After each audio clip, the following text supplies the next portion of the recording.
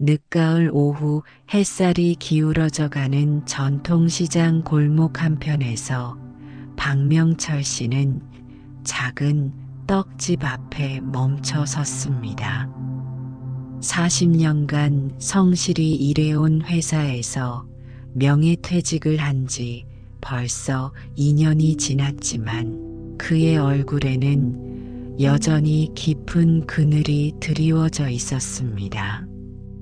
유난히 따뜻했던 그날, 그는 어머니가 즐겨 드시던 인절미를 사려다가 문득 지갑 속 얇아진 지폐들을 보며 한숨을 내쉬었습니다. 어째서 내 인생은 이렇게 꼬이기만 할까? 그의 마음속에서 울려오는 질문이었습니다. 젊은 시절부터 성실하게 살아왔다고 생각했는데 왜 나이 들어서야 이렇게 모든 일이 막혀만 가는 것일까요? 자식들과는 점점 멀어지고 건강도 예전 같지 않고 경제적 여유도 갈수록 부족해지고 있었습니다. 부처님께서는 증이라 함경에서 이렇게 가르치셨습니다. 모든 존재는 자신이 지은 업의 주인이요 업의 상속자이며 업을 모태로 하고 업을 인연으로 하여 살아간다. 선업을 지으면 성과를 얻고 악업을 지으면 악과를 받는 것이 세상의 이치니라. 박명철 씨가 지금 겪고 있는 어려움들도 바로 이 업장의 작용이었습니다. 시장 한복판의 작은 찻집에 들어선 그는 구석진 자리에 앉아 따뜻한 보리차 한 잔을 주문했습니다. 찻집 할머니는 70이 넘어 보이는 나이에도 불구하고 얼굴에 평화로운 미소를 띠고 있었습니다.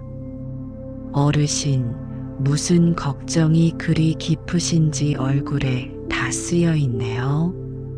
할머니의 다정한 목소리에 박명철 씨는 자신도 모르게 마음을 털어놓기 시작했습니다. 할머니, 저는 평생 성실하게 살아왔다고 생각하는데 왜 이렇게 모든 일이 막혀만 가는지 모르겠어요. 회사에서도 인정받지 못했고 자식들은 저를 피하고 경제적으로도 늘 빠듯하고 정말 답답합니다.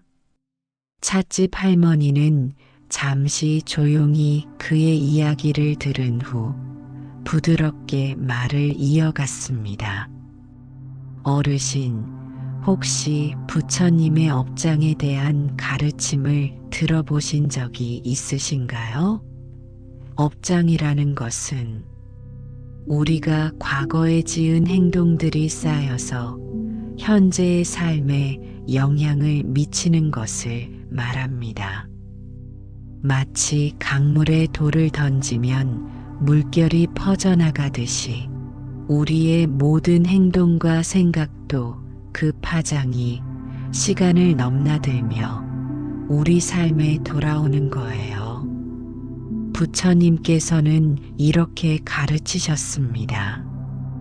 업장은 마치 그림자와 같아서 몸이 움직이면 그림자도 따라 움직이듯이 우리의 행동이 가는 곳마다 그 결과가 따라다닌다고 하셨습니다.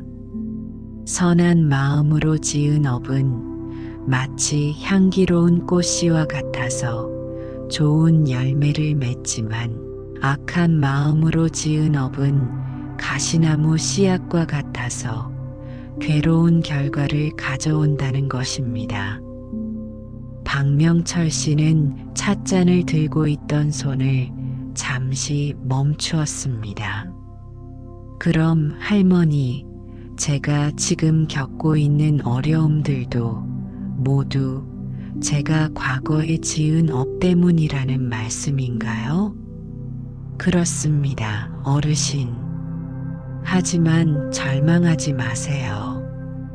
부처님께서는 업장을 없애는 방법도 함께 가르쳐 주셨거든요. 할머니의 눈에는 자비로운 빛이 흘렀습니다. 법구경에서 부처님은 과거는 돌이킬 수 없으나 현재의 선한 행동으로 미래를 바꿀 수 있다고 하셨어요. 업장이 쌓인 것을 깨닫는 순간이 바로 그것을 정화할 수 있는 시작점이 되는 거예요. 밖에서는 석양이 시장 골목을 붉게 물들이고 있었습니다. 박명철 씨는 자신의 지난 삶을 차근차근 되돌아보기 시작했습니다. 회사에서 승진을 위해 동료들을 견제했던 일들, 가족들에게 화를 내며 상처를 주었던 순간들, 자신의 이익만을 위해 다른 사람들을 무시했던 행동들이 하나씩 떠올랐습니다. 할머니 말씀이 맞는 것 같아요. 돌이켜보니 저도 모르게 남들에게 상처를 주었던 일들이 많았네요. 특히 자식들에게 너무 엄격했고 아내에게도 고마워하지 못했어요. 찻집 할머니는 고개를 끄덕이며 말했습니다. 바로 그 깨달음이 업장 정화의 첫걸음입니다. 부처님께서는 중화함경에서 자신의 잘못을 아는 자는 이미 깨달음으로 나아가는 길에 들어선 것이라고 하셨어요. 이제 어르신께는 쌓인 업장을 정화하고 새로운 선업을 지을 기회가 있는 거예요. 부처님의 가르침에 따르면 업장을 정화하는 방법은 여러 가지가 있습니다. 첫째는 참회와 반성입니다. 마치 더러워진 옷을 깨끗한 물로 빨아야 하듯이 우리의 마음도 진정한 참회로 씻어내야 합니다. 둘째는 보시와 자비행입니다. 다른 사람을 도우며 베푸는 마음이 쌓인 업장을 녹여 없애는 따뜻한 햇살과 같은 역할을 한다고 하셨습니다. 할머니, 구체적으로 어떻게 실천해야 할까요? 박명철 씨의 목소리에 간절함이 배어 있었습니다. 우선 매일 아침 일어나면 부처님께 참회 기도를 올리세요. 제가 과거에 지은 모든 악업을 진심으로 참회하며 앞으로는 선한 마음으로만 살아가겠습니다라고 마음속으로 다짐하는 거예요. 그리고 하루에 한 가지씩이라도 다른 사람을 위한 일을 해보세요. 작은 것이라도 좋아요. 할머니는 계속해서 업장 정화의 실천법을 알려주었습니다. 부처님께서 가르치신 팔정도를 따라 살아가는 것도 중요해요. 바른 말, 바른 행동, 바른 생각을 하려고 노력하다 보면 자연스럽게 새로운 선업이 쌓이게 됩니다. 또한 매일 밤 잠자리에 들기 전에는 하루 동안의 행동을 되돌아보며 잘못한 일이 있으면 진심으로 뉘우치고 내일은 더 나은 사람이 되겠다고 다짐하세요. 시장 안에는 어둠이 내리기 시작했지만 박명철 씨의 마음에는 오히려 밝은 빛이 비치기 시작했습니다. 부처님께서는 화엄경에서 업장은 본래 공한 것이니 마음이 청정해지면 업장도 사라진다고 가르치셨습니다. 이는 우리가 만든 업장도 우리 자신이 없앨 수 있다는 희망의 메시지였습니다. 할머니, 그럼 제가 지금까지 겪었던 어려움들도 모두 의미가 있는 것이었군요. 업장을 깨닫게 해주는 부처님의 자비였던 거네요. 그렇습니다, 어르신. 부처님께서는 모든 고통이 우리를 깨달음으로 이끄는 스승이라고 하셨어요. 마치 연꽃이 진흙 속에서 피어나듯이 우리도 고난 속에서 더 아름다운 마음을 키울 수 있는 거예요. 그날 밤 집에 돌아온 박명철 씨는 오랜만에 가족들에게 먼저 다가갔습니다.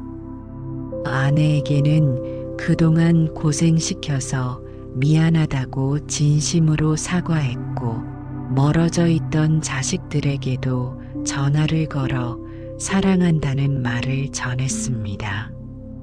처음에는 어색해하던 가족들도 점차 그의 진심을 느끼게 되었습니다. 부처님께서는 유마경에서 업장을 없애는 가장 좋은 방법은 지금 이 순간부터 자비로운 마음으로 살아가는 것이라고 가르치셨습니다. 박명철 씨는 이 가르침을 마음에 새기며 매일의 삶을 변화시켜 나갔습니다. 아침마다 그는 동네 공원을 산책하며 부처님께 참회 기도를 올렸습니다. 부처님, 제가 과거에 지은 모든 잘못된 행동들을 진심으로 참회합니다. 다른 사람들에게 상처를 주었던 모든 일들을 용서해 주십시오. 앞으로는 자비로운 마음으로만 살아가겠습니다. 이런 진실한 참회를 통해 그의 마음은 점점 가벼워졌습니다. 또한 그는 매주 한 번씩 근처 양로원에 봉사를 나가기 시작했습니다. 거동이 불편한 어르신들의 말벗이 되어드리고 때로는 책을 읽어드리기도 했습니다. 처음에는 자신의 업장을 없애기 위해 시작한 일이었지만 시간이 지날수록 진심으로 다른 사람들을 도우며 기쁨을 느끼게 되었습니다. 부처님께서는 본생담에서 이런 이야기를 들려주셨습니다. 과거 생의 한 남자가 자신의 이익만을 위해 많은 사람들을 속이고 해쳤습니다. 그 업장으로 인해 여러 생에 걸쳐 가난과 질병에 시달렸지만 어느 생에서 부처님의 가르침을 만나 진심으로 참회하고 보시를 실천하기 시작했습니다. 그의 진실한 마음이 쌓인 업장을 모두 소멸시켜 마침내 해탈의 길에 들어설 수 있었다는 이야기였습니다. 박명철 씨도 이와 같은 변화를 경험하기 시작했습니다. 3개월이 지나자 가족들과의 관계가 눈에 띄게 개선되었습니다. 자식들이 먼저 안부를 묻기 시작했고 아내와도 예전처럼 따뜻한 대화를 나눌 수 있게 되었습니다. 무엇보다 그 자신의 마음이 평화로워졌습니다. 어느 날 그는 다시 그 찻집을 찾았습니다. 할머니는 그의 환한 얼굴을 보며 미소를 지었습니다. 어르신, 얼굴이 완전히 달라지셨네요. 업장이 많이 정화되신 것 같아요. 할머니 덕분입니다. 부처님의 가르침을 따라 살다 보니 정말로 모든 것이 달라졌어요. 그런데 아직도 궁금한 것이 있어요. 업장이라는 것이 정확히 어떻게 작용하는 건가요? 할머니는 차를 우리며 천천히 설명하기 시작했습니다. 부처님께서는 업장의 작용을 씨앗에 비유하여 설명하셨어요. 우리가 짓는 모든 행동과 생각은 마음의 밭에 씨앗을 심는 것과 같아요. 선한 씨앗은 행복한 결과를, 악한 씨앗은 괴로운 결과를 가져옵니다. 부처님께서는 12연기법을 통해 업장의 순환 고리를 자세히 설명하셨습니다. 무명에서 시작된 잘못된 행동이 업을 만들고 이 업이 다시 의식을 형성하여 현재의 삶에 영향을 미친다는 것입니다.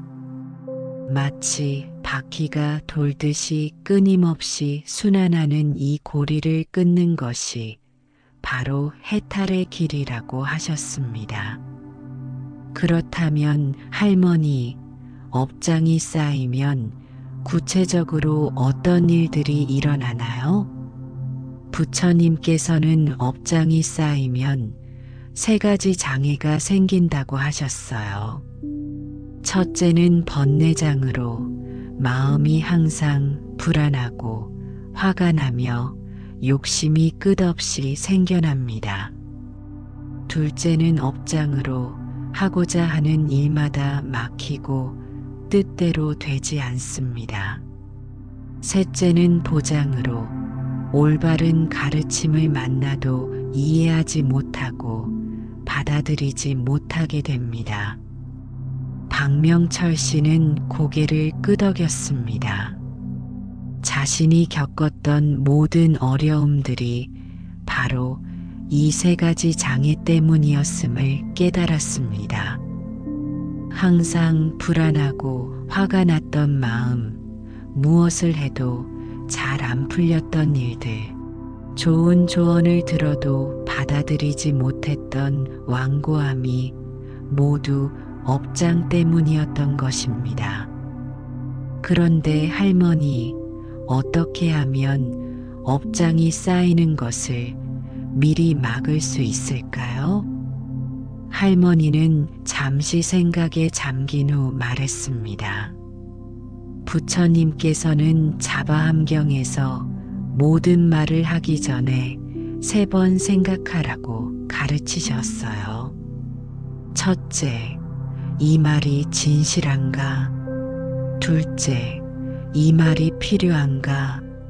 셋째, 이 말이 다른 사람에게 도움이 되는가? 이 3가지를 모두 만족할 때만 말을 하라고 하셨죠. 행동도 마찬가지예요. 부처님의 이 가르침은 업장을 쌓지 않는 구체적인 방법이었습니다.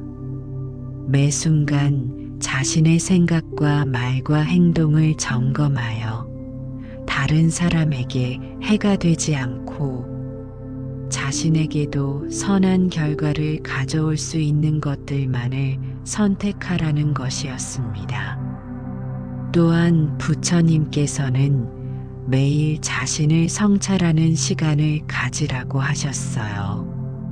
마치 거울로 얼굴을 보듯이 매일 자신의 마음을 들여다보고 잘못된 것이 있으면 즉시 바로잡으라고 하셨죠. 박명철 씨는 이날부터 매일 저녁 일기를 쓰기 시작했습니다.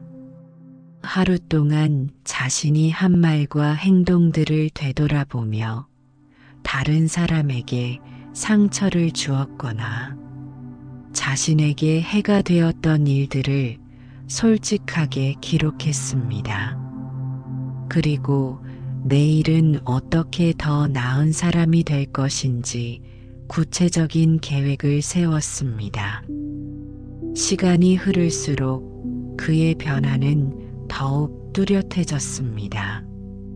6개월 후 그에게는 새로운 일자리 제안이 들어왔습니다. 한 사회복지단체에서 봉사 경험을 높이 평가하여 상담원으로 일해달라는 것이었습니다. 비록 예전 회사만큼의 높은 급여는 아니었지만 그는 기꺼이 받아들였습니다. 새로운 직장에서 그는 경제적 어려움을 겪고 있는 사람들을 상담하며 도왔습니다. 자신이 겪었던 고통의 경험이 오히려 다른 사람들을 이해하고 도우는데 큰 도움이 되었습니다. 부처님께서 말씀하신 대로 과거의 괴로움이 현재의 자비심을 기르는 밑거름이 된 것입니다. 어느 날 상담을 하던 중 그와 비슷한 처지의 한 중년 남성이 찾아왔습니다. 선생님, 저는 평생 성실하게 살아왔는데 왜 이렇게 모든 일이 꼬이기만 할까요? 그 말을 듣는 순간 박명철 씨는 1년 전 자신의 모습을 보는 것 같았습니다. 혹시 부처님의 업장에 대한 가르침을 들어보신 적이 있으신가요? 그는 찻집 할머니가 자신에게 해주었던 그 말을 그대로 전해주었습니다. 그리고 자신이 경험한 업장 정화의 과정을 생생하게 들려주었습니다. 부처님께서는 법화경에서 자신이 깨달은 진리를 다른 사람에게 전하는 것이 가장 큰 공덕이라고 하셨습니다. 박명철 씨는 이제 자신의 경험을 통해 다른 사람들에게 부처님의 가르침을 전하는 역할을 하게 된 것입니다. 1년이 지난 어느 봄날, 그는 다시 그 찻집을 찾았습니다. 하지만 찻집은 문을 닫았고 할머니의 행방을 아는 사람은 없었습니다. 시장 사람들에게 물어봐도 그런 할머니를 본 적이 없다고 했습니다. 박명철 씨는 문득 그 할머니가 부처님이 보내신 보살이었을지도 모른다는 생각이 들었습니다. 부처님께서는 여러 경전에서 중생을 구제하기 위해 때로는 평범한 사람의 모습으로 나타나신다고 하셨습니다.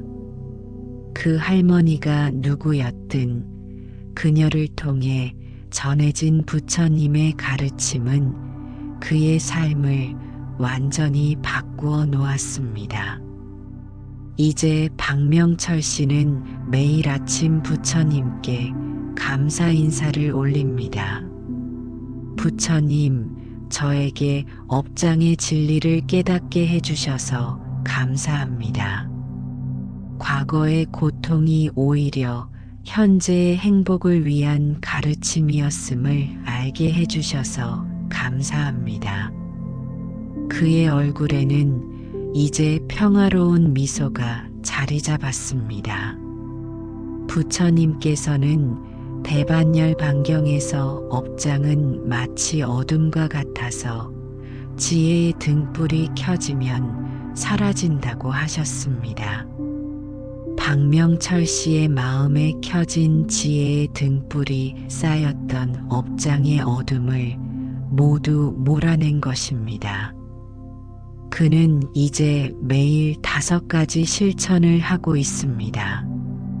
첫째, 아침마다 부처님께 참회와 감사의 기도를 올립니다.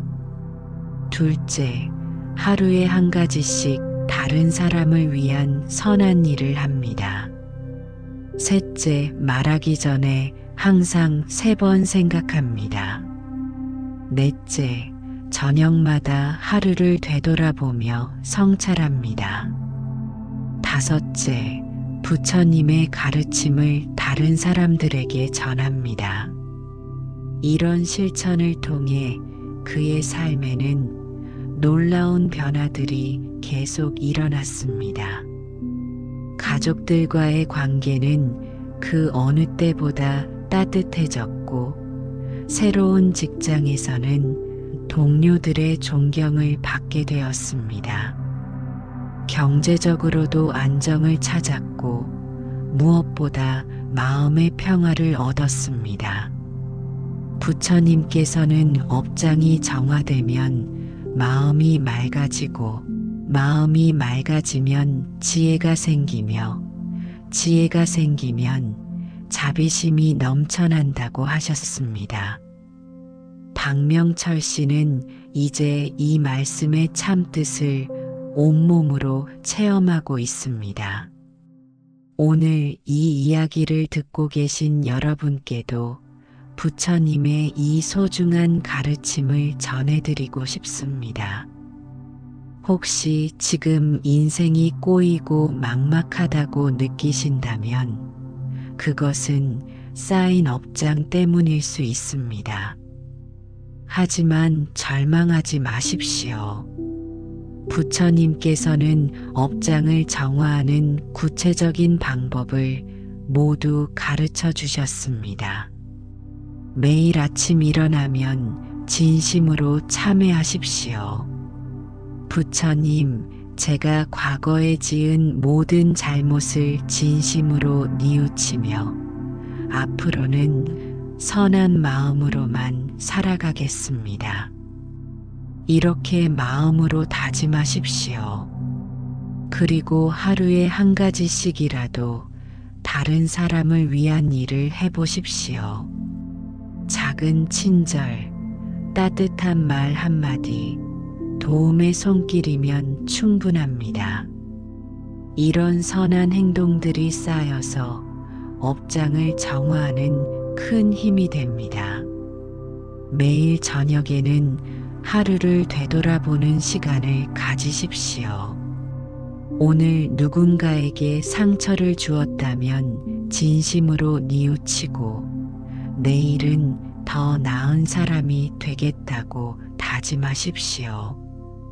이런 성찰이 업장이 더 이상 쌓이지 않게 막아줍니다.